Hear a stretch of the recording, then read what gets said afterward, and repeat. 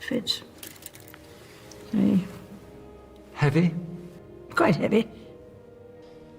So there are some disadvantages to crowns, but otherwise they're quite important things. Queen Elizabeth II has passed away at the age of 96. Her Majesty's 69-year reign as Queen of England made her the longest-serving monarch in British history and the oldest-serving head of state. She leaves behind an enduring legacy and a kingdom united in grief. Elizabeth Alexandra Mary was born on the 21st of April 1926, the first daughter of King George VI. Elizabeth, the eldest child of King George VI, or Prince Albert the Duke of York, was never supposed to be queen. Dad Prince Albert's family line had always been considered secondary to elder brother Edward's. But after just a 325-day reign, Edward VIII was immortalized for a scandalous relationship with an American socialite that cost him the crown. So he called it quits on his royal duties in the dramatic abdication crisis of 1936, and the crown landed on Prince Albert's head. And just like that, Princess Elizabeth became heir apparent. Her introduction to public life started at just 14, when she addressed British children preparing to evacuate at the beginning of World War II. And when peace comes, remember, it will be for us, the children of today, to make the world of tomorrow a better and happier place. Dutiful to king and country, Elizabeth enlisted in the Women's Auxiliary Territorial Service during World War II. By the end of the war, she'd reached the rank of junior commander, was a qualified mechanic and military truck driver. At 21, Her Majesty married her childhood sweetheart and the son of Prince Andrew of Greece, Philip Mountbatten. 1 year later, the world welcomed the first of 4 children they would have together, Prince Charles, followed closely by Princess Anne. Following the death of her father, who had taken on the name King George VI, Elizabeth acceded the throne and was crowned Queen of England on June 2, 1953, at the age of 27.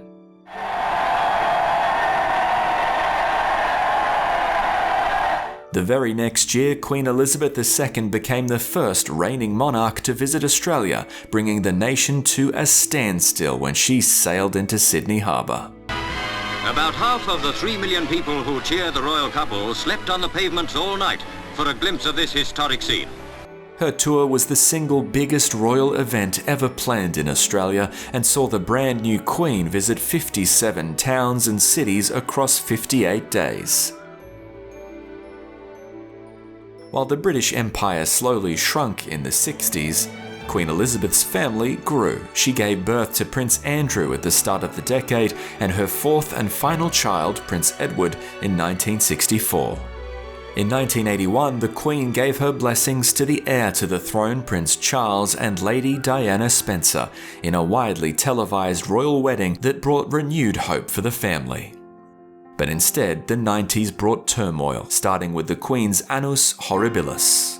1992 is not a year on which I shall look back with undiluted pleasure.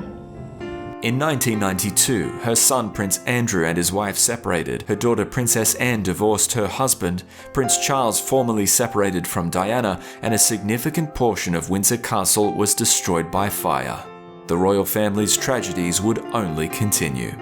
The Queen came under close scrutiny, waiting for 5 days before publicly addressing Diana's death. But according to Prince William, she had shielded her grandsons from the ensuing news spectacle. Come what may, Queen Elizabeth always strove to provide unerring compassion and leadership in times of fear and despair.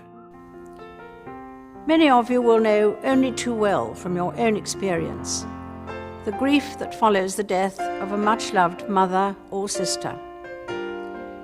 Mine were very much part of my life and always gave me their support and encouragement. Her Majesty, much like London, displayed that familiar optimistic resilience.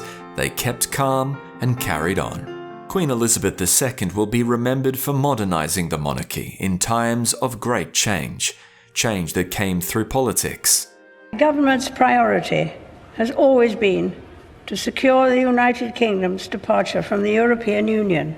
My government will make further progress to tackle the gender pay gap and discrimination against people on the basis of their race, faith, gender, disability or sexual orientation. Change from within the family itself. The decision that I have made for my wife and I to step back is not one I made lightly. I will always have the utmost respect for my grandmother, my Commander-in-Chief. And change that has reshaped our world as we know it. Together we are tackling this disease, and I want to reassure you that if we remain united and resolute, then we will overcome it. Through it all, Prince Philip remained by Her Majesty's side for 73 years until his death at the age of 99 in 2021.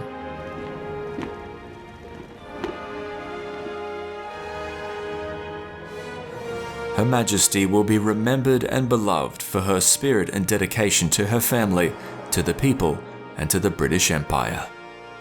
We will meet again. But for now, I send my thanks and warmest good wishes to you all.